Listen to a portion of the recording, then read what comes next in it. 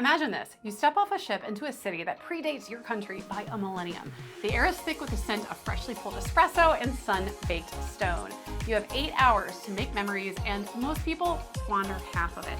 Not because they want to, but because of a single choice they made before they ever booked the cruise that sabotages their day. I learned that the hard way, and I'll reveal exactly what it is in just a minute. Hi, I'm Melissa, a university professor who loves to cruise and who loves to talk ship. And today we're going to dive into the realities of Mediterranean cruising. How to choose between East and West, why closed loop itineraries can save your wallet, which cruise line fits which travelers, what to pack, and why my recent port experiences left me obsessed with some places and ready to skip others. First, let's talk about East versus West. This is the first fork in the road.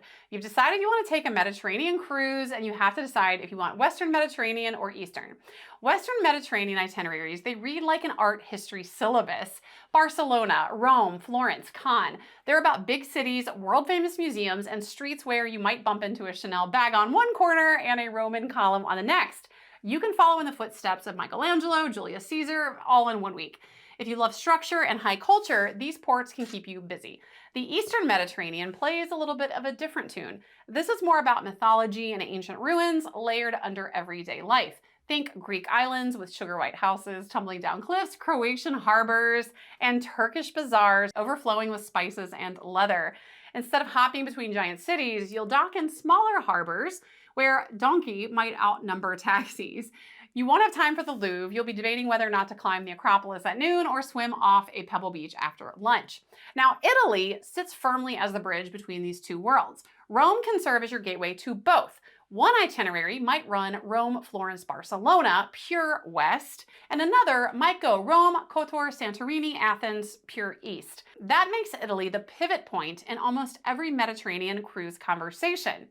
And because I know some of you will ask, don't sleep on the Baltic. I did a Baltic and Scandinavian sailing a year or so ago and have a whole video about it, which I'll drop down in the comments. Now, this is going to take you to countries bordering the Baltic Sea, like Denmark, Estonia, which I fell in love with, Finland, Germany, Latvia, Lithuania, Poland, and Sweden. And many itineraries also call on Norway's fjord country, as well as the Viking capitals of Copenhagen and Stockholm. I visited both of those on my Baltic cruise and loved them all.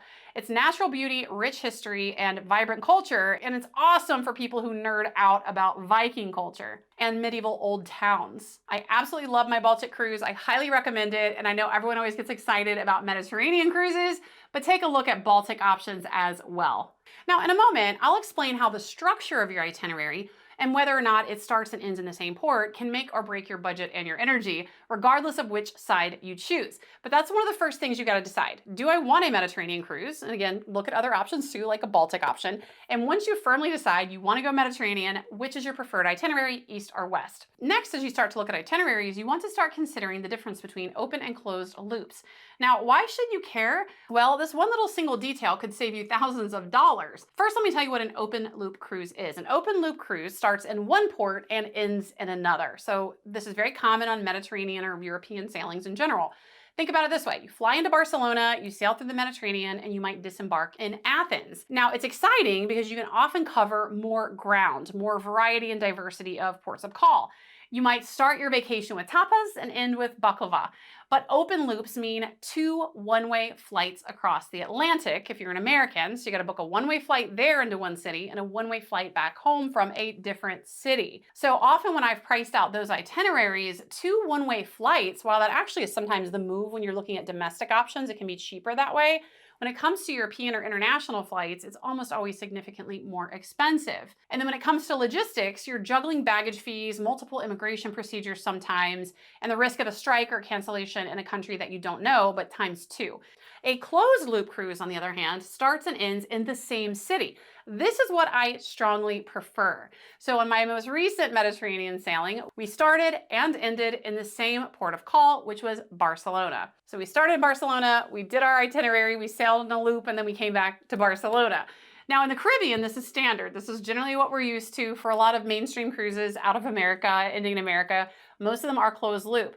But in Europe, it's harder to find a closed loop itinerary than it is an open loop. So when I'm looking for my European cruise options, that's always something that I try to keep in mind because of the savings and the easier logistics that come with going in and out of the same port of call. Now, of course, as I mentioned, the big advantage of an open loop, which is starting and ending in different ports of call, is you do feel like you're covering more ground. So eventually I might just have to bite the bullet and pay for the 2 one-way flights and do that because I'm going to start running out of places to visit. I like to explore new places, but that's just something else that you need to consider as you're planning your Mediterranean cruise. Now, another thing you have to really put some thought into is which cruise line really fits you. And this is where some people have some polarizing opinions. Everyone has a favorite cruise line, and it's almost always based on that cruise's corporate culture and their personality or things like that rather than strictly price. So let's talk personalities and how it can differ when you're talking about Europe versus maybe Caribbean sailings. Carnival is a great example. Carnival, I would say, has traditionally been one of my favorite cruise lines. Their vibe, all about fun, loud deck parties, water slides, DJ by the pool, cruise directors with huge personalities. It can feel like spring break, and I love that in the Caribbean. But what I've started to learn is I don't love that as much when I'm doing a longer sailing or I'm doing an Alaskan or a European sailing. I recently cruised Carnival in Alaska and I just didn't like it compared to other cruise lines like Holland America Line. Now in Europe, that energy sometimes can clash with the quiet cobblestones, the quiet of Europe. My first time visiting Europe, I remember thinking, oh my gosh, it's like I feel like I'm in a library. Everyone's so quiet. And that just sometimes doesn't always necessarily mesh. So you do have to think about that, even with cruise lines that generally are your favorite cruise lines. Now, Royal Caribbean sails smaller ships in the Mediterranean than they do in the Caribbean, as does Carnival, because these big mega ships can't navigate the narrow channels in these tiny port locations that you're going to find on a Mediterranean cruise. So that's another thing to consider as well. If you want to go with your big traditional cruise lines like Carnival or Royal Caribbean, you generally have to settle for an older, smaller ship. If you're willing to go with a different cruise line, maybe if it's not even your favorite one, like Princess, Norwegian, or Holland America Line, they might be smaller ships, but they might be more modern and up to date. And again, with these older, smaller ships with the mainstream cruise lines, or the smaller ships that maybe are newer with the other cruise lines, you're not going to find rock climbing walls, bumper cars, aqua shows, things like that, so often like you are on a Caribbean sailing on one of these mega ships. But as long as you go with one of the major cruise lines that serves Americans, you will find generally a friendly American style service standard. So that's not going to be very different. A lot of the cruising experiences on European or Mediterranean cruises are very similar to what you're going to find in the Caribbean. It's just usually a little more sedate. You don't have as many kids, you don't have as many people trying to get drunk like you do on Caribbean itineraries. So the vibe might be a little bit different, but other than that, it's your standard cruise experience for the most part. Other cruise lines that sail Mediterranean itineraries that a lot of cruisers love is Celebrity. Celebrity is a more contemporary, a little more elevated vibe. People tend to like the food a lot better. I don't. I think Celebrity food's kind of it's okay. Holland America Line, that is my go-to for Europe. I love Holland America Line. It definitely skews older, especially on European sailings, especially on long European sailings. I don't think I've ever taken a Holland America European cruise where guests have not thought that I was the entertainment, and I'm not even young. So it does skew old, but it is a good time. They have really great live music that I think is a lot of fun. It's a little more cerebral. I'm a nerd. I love their lectures. Certain areas they'll bring on a naturalist so you can learn about the wildlife, stuff like that. So I'm a big fan of Holland America Line, especially for European sailings. Now Disney, it's exactly what you might think. Mickey waffles, character parades, kids clubs, the stuff of family legend. So if you have children who might admittedly not be the most excited about a European itinerary because it's a lot of old towns and museums and churches and monuments, but they might love the cruise ship experience. So look at Disney. Now, if you don't have to worry about traveling with kids and you're not a Disney adult, the constant soundtrack of Let It Go might drive you to drink. Now, another option are the European lines. MSC, which has started to become more mainstream in America. Mediterranean is in the name, but it is an Italian cruise line. In fact, the M of MSC stands for Mediterranean. And Costa, they're both Italian owned. So they know this area, they do it really well. MSC ships are pretty big and they're full of glam spaces. I recently sailed World America, which does an American itinerary, obviously, but they have their other world ships that do Mediterranean sailings that do give you more of the bigger ship amenities, but you still get to do cooler European or Mediterranean itineraries. MSC does tend to be more multilingual. It does cater to a more diverse audience. It's not as Americanized as a lot of the competitors like Royal Caribbean, Carnival, Disney, etc. And dining can start really late, which catches some people by surprise. On my World America cruise, I oftentimes would do dinner at 9:30 and the MDR and people were shocked. And it's like, that's how they do it in Europe. Costa feels like a floating Italian wedding. This cruise line tends to be a little more loud, passionate, and chaotic compared to MSC. And there is Celestial, a little known Greek line that specializes in short itineraries around the Aegean. Now with them, the vibe is more authentic. You're going to get announcements in Greek first, and it does cater more to a Greek audience. Another great option is a newer cruise line is Virgin Voyages. I'm a big fan of Virgin. They have a great Mediterranean itinerary. I recently helped my friend book that, and she had a wonderful time. And now she's obsessed with cruising and obsessed with Virgin in particular. But the great thing about Virgin is it is adults only, and it's more of like a boutique hotel at sea. They do things differently. They're more innovative. They don't do buffets. Gratuities are included, stuff like that. Plus, there's no kids splashing around in the pool. Now, if you really want to go high end, you can do Viking, Oceania, Regent, Seabourn, and Silversea, but those are expensive, eyeball on a budget, so I'm not the girl to ask about these cruise lines, but I'm sure there's plenty of YouTube videos that will tell you all about it. But another decision you do have to make once you've decided if you want to take a Mediterranean cruise, if you want to do east or west, if you want to do a closed loop or an open loop, is which cruise line you want to start to look at. But the cruise experience itself, it's going to be pretty much like you're used to in terms of the port hopping like it is in the Caribbean. You're going to roll in, the cruise ship's going to dock, you're going to get off at a port of call, you're going to explore, you're going to come back on the ship. You can go out on your own independently, book an independent excursion, or book a cruise line excursion. So all of those things are very similar if you're more familiar with the Caribbean itineraries, but you are going to obviously find different experiences on a Mediterranean cruise. You can still have some great beach days. There are some lovely beaches in Europe, but it's not the all beach day, every day kind of vibe that you get on a lot of Caribbean itineraries. So my biggest advice here is to let go of brand loyalty. I don't care if you traditionally love Royal Caribbean. Maybe Royal Caribbean is great for the Caribbean or even Alaska. It might not be the best for you for Europe. So kind of let that go and be a little bit more open-minded when it comes to determining which cruise line you want to sail for your Mediterranean cruise. Now let's talk about packing for a Mediterranean cruise. If you go to Pinterest, you're going to see a lot of breezy linen floral dresses and floppy hats. That's Pinterest, that's Instagram, and look, I do love my floral dresses too, and I wore them in abundance on my Mediterranean cruise. But if you don't wear those things, you're not going to feel out of place. The importance is living in reality, not in social media land, and dress comfortably. Not everything has to be an Instagram photo shoot. And even if you do like a little bit of an Insta moment, which admittedly I do, my number one word of caution is to always bring comfortable shoes.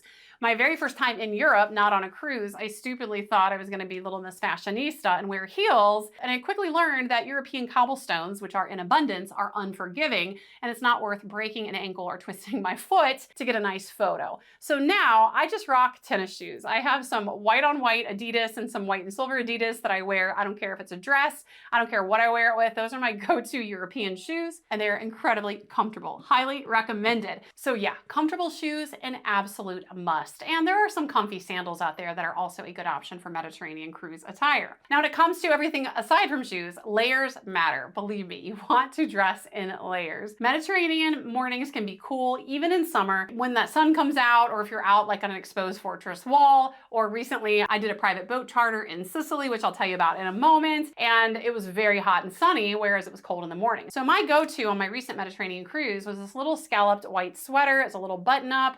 I could wear it over my shoulders. I could tie it around my waist. I could put it on, take it off easily. So definitely bring some type of sweater.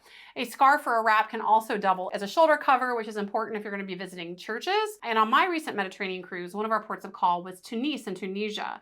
And you have to make sure in Tunisia that you don't have things like bare shoulders. Now that's advised. I did see lots of people, I'll tell you about in a moment, kind of anything goes with attire, but I do try to be respectful of culture and dress in ways that are respectful to that culture. So dress in layers, bring something with a hood because there can be misty light rain often. Always bring a light sweater that you can easily take on and off. Comfortable shoes are an absolute must. Breathable clothes, avoid things like polyester because it can get very hot. You want to be comfortable when it gets hot, something that's breathable. And in terms of accessories, you always want to make sure you have sunscreen, sunglasses, and a hat or something to give you a head covering. And remember that Mediterranean sun, it is not gentle. Now, if you're doing an itinerary that calls for some beach days, of course, bring your swimwear, leave the towels at home because the cruise line always provides that.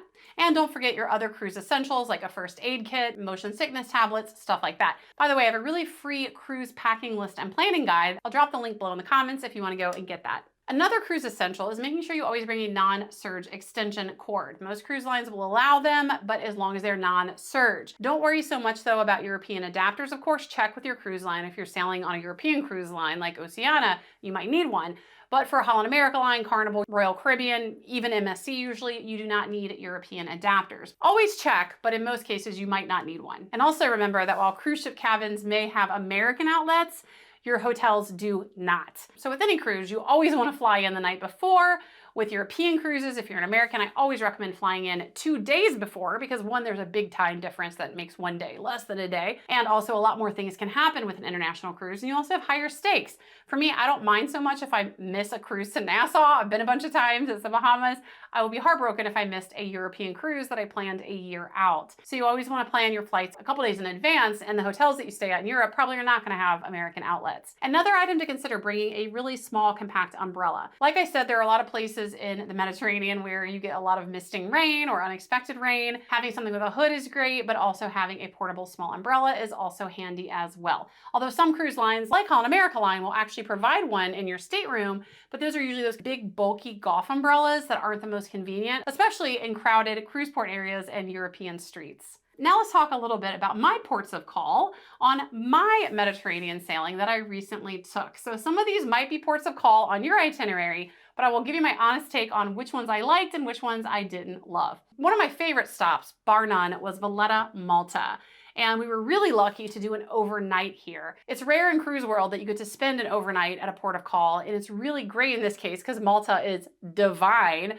So having 2 days there to experience that and to get to experience that at night is really great. So our ship docked right inside the Grand Harbor, which is a really cool cruise port. There kind of are some like mock limestone fortifications that call back to like this Mediterranean history. There is this huge hill, but there's a lift called the Baraka Lift, where you can take up to the upper Baraka Gardens. And the view from the top, once you go up there, if you're docking in Malta, is a panoramic view of the ships, the spires, the honey-colored walls. There's also lots of great shops and restaurants up there as well. So if you're lucky enough to visit Malta, there's a lot that you can do in the city center of Valletta, which is right there, just up a very steep hill. Because we had 2 days to explore though, we did 1 day in Valletta, but we wanted to kind of get out of the town on our other day. So we booked a private taxi and the driver took us to Marsaschlak, say that 10 times fast, which is a really cute, quaint fishing village with brightly painted boats called luzus bobbing in the water. We loved it so much that we actually spent our first day there and part of our second day there, which was a Sunday, and then the rest of Sunday we spent in the town of Valletta. I will say there's a big difference in the days. On Sunday, it was pretty chaotic because they apparently have an open air market that takes over the entire waterfront. And I did not find it as enjoyable as I did when we were there on Saturday, which was much more chill and relaxing. Now the shopping was better on Sunday. So if you love local markets, that's the move. Go there on a Sunday. But for me, I far preferred our Saturday experience. Had I known the market was going to be there, I probably would have spent the whole day in Valletta instead. And there are lots of scenic outlooks, so make sure you check those out, especially to see the Blue Grotto. And on our way back from Marsaschlak to the cruise port area, which is near Valletta, which is the city center, is a really cool place that a lot of excursions go to, which is Medina. This is the ancient capital of Malta, and for us, this was a highlight. Nicknamed the Silent City, it's a labyrinth of medieval alleyways that just swallows and absorbs sound. So when my guy and I got there, we're wandering around, and it's so funny because we both turned to each other and we're like, do you feel like you're in the middle of Game of Thrones? And I had to look it up, and sure enough, this was the site of many scenes, including some iconic ones of the HBO series Game of Thrones. So that was really, really cool to see. Now, Malta was so fantastic. We loved pretty much literally everything about it. Just absolutely stunning, beautiful climate, gorgeous water, interesting cultural things, lots of history. I only have one disappointment, and this one might shock you, but I love cats. And Malta is known as being a place of cats. In fact, a lot of the souvenirs that you see have cats on them. But although we were there for 2 glorious days, we did not see a single cat. So I was very, very sad.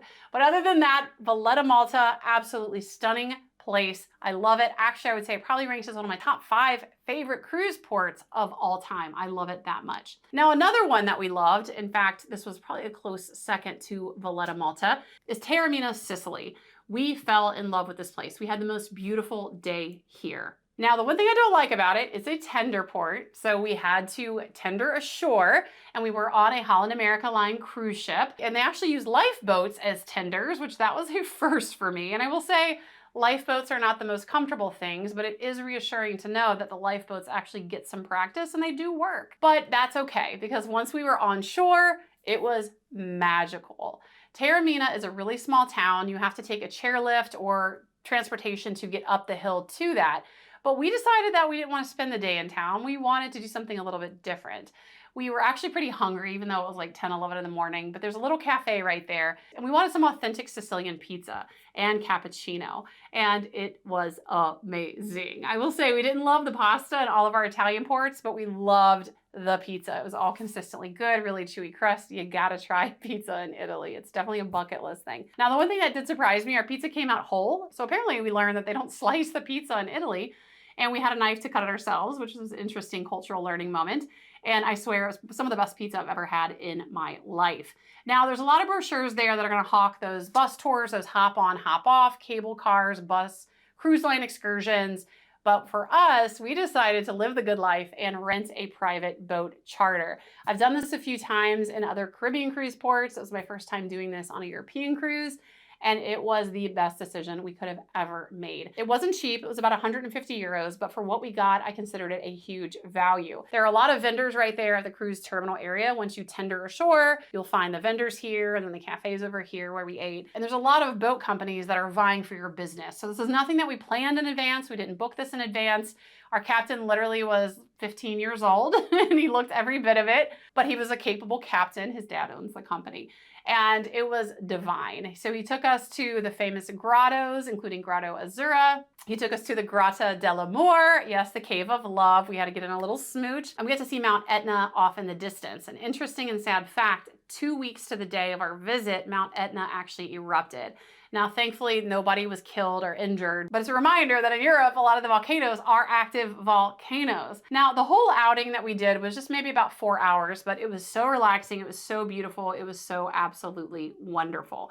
So if you're looking at itineraries, I definitely strongly encourage that you pick something that has Valletta, Malta, and definitely Sicily. Absolutely lovely. Now, a cruise port on our itinerary that is not as well loved, and I will admit it wasn't my favorite, but it was really, really cool, and I'm glad we went, is Tunis, Tunisia. We docked at La Goulette, which is kind of an industrial looking cruise terminal. And that's the thing too that you'll find about European cruises.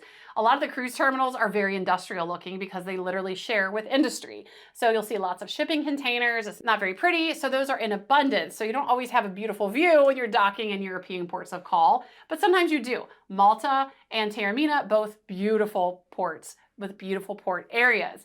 Tunisia, not the most beautiful at the port area and also not the cleanest or most beautiful city in terms of what you're used to for other European ports. Now, what excited me about Tunisia is I'm trying, like many people, to get to all 7 continents, and I have never been to Africa. So yes, it's the far northern tip of Africa, but technically I have now been to Africa. And I really liked the variety and the diversity that we got to experience in Tunisia compared to the other ports of call, which were a lot of Italian ports of call. It's really cool to see such different parts of the world that are actually geographically pretty close together. Now, when it comes to Tunis, I know a lot of cruisers are concerned, thinking that it's dirty or that it's unsafe. I will tell you it's not the cleanest place on earth. It isn't big urban environment, but I didn't find it to be disgusting. I didn't find it to be, oh, it's smelly. But there is a lot of history and a lot of beautiful things to love about Tunis. Because of concerns of safety, I kind of did read things in advance and got a little concerned. I actually did what I usually don't do, and I did book a cruise line excursion to make sure that we could get to the city center and back without missing the ship. It was a pretty far distance, maybe 40 minutes, and I didn't want to risk just taking a taxi on our own. And I also wanted to have a little bit more of assurance of safety. So the cruise excursion that we did, it took us to the Medina, which is in the city center. It has a labyrinth of alleyways. It's really cool history. There's lots of shops here selling spices, leather goods. There's a gold souk where you can buy lots of jewelry. Rugs are the big thing here, and lanterns. Now, the doors here are really beautiful. They're very historic, and there's a history that you'll learn about if you take a tour. So they're carved with symbols meant to ward off evil, including the hand of Fatima. And there's just such a cool, different type of history here than you're gonna find in a lot of other Mediterranean ports of call. So I absolutely loved it. Now, haggling is the cultural norm here. So expect if you're going to buy something that they're going to offer you a very high price. You want to negotiate, you want to haggle. Some cruisers don't like that. Some cruisers don't like the kind of over assertiveness of some of the vendors, especially the rug sellers. So in case you didn't know too, fun fact, Berber carpet actually originated in Tunis. So you're going to find lots of Berber rugs. And you're also going to find a lot of somewhat aggressive vendors. So Tunis is not the most loved cruise port. Would I go back personally?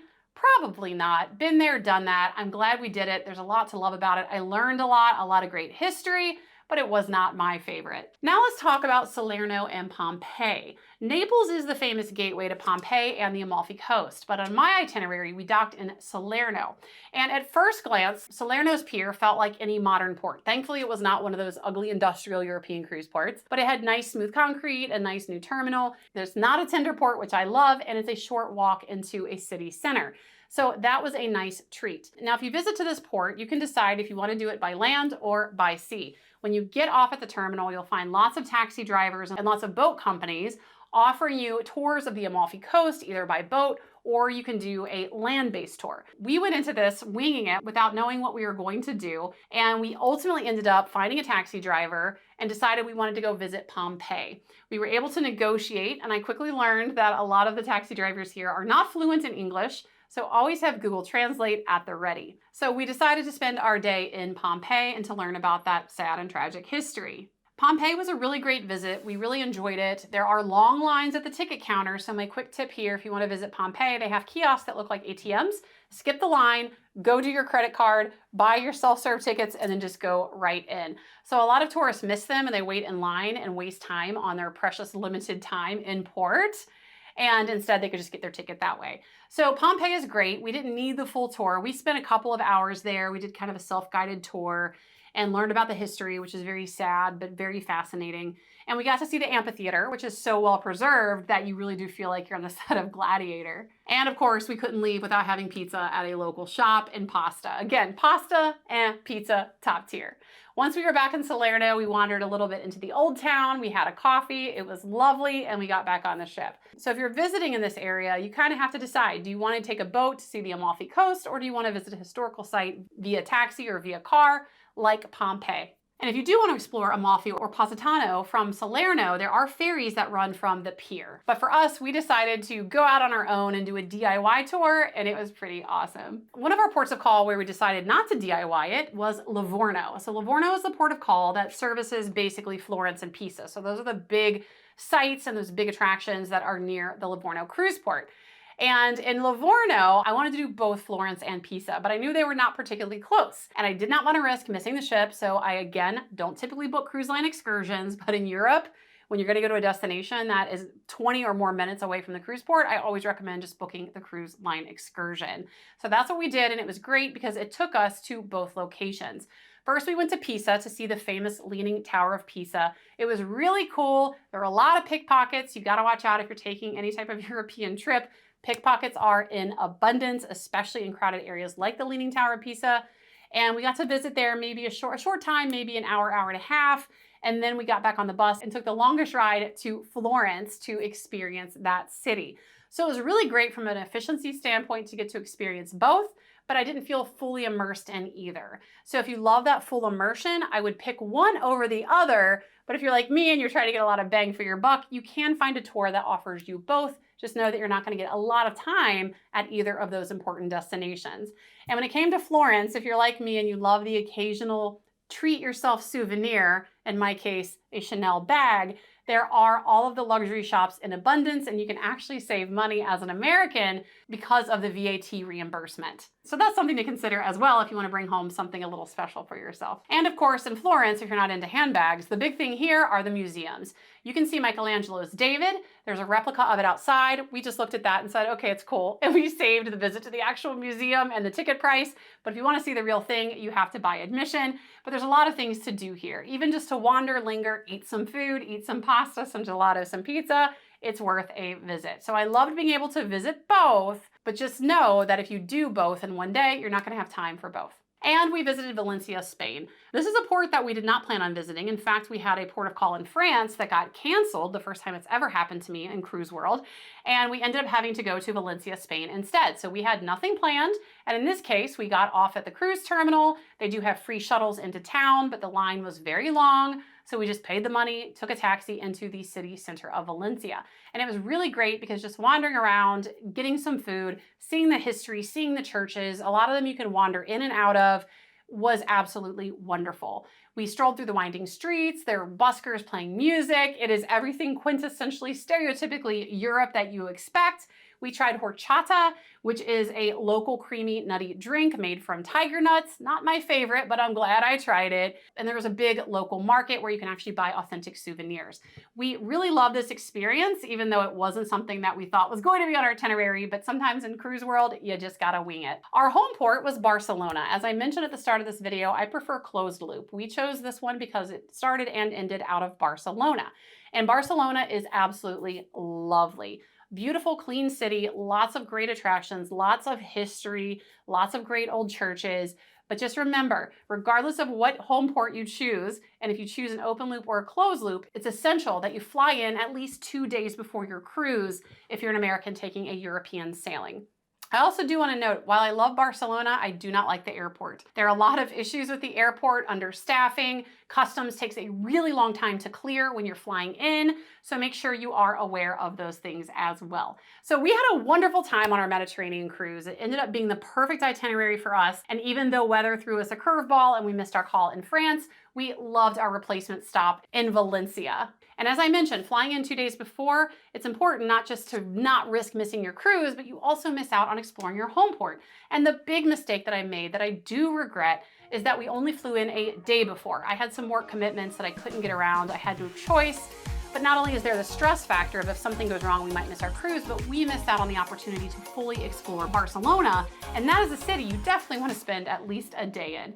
So I want to know, what do you think of Mediterranean cruises? Have you taken one? Do you want to take one? Let's talk ship in the comments.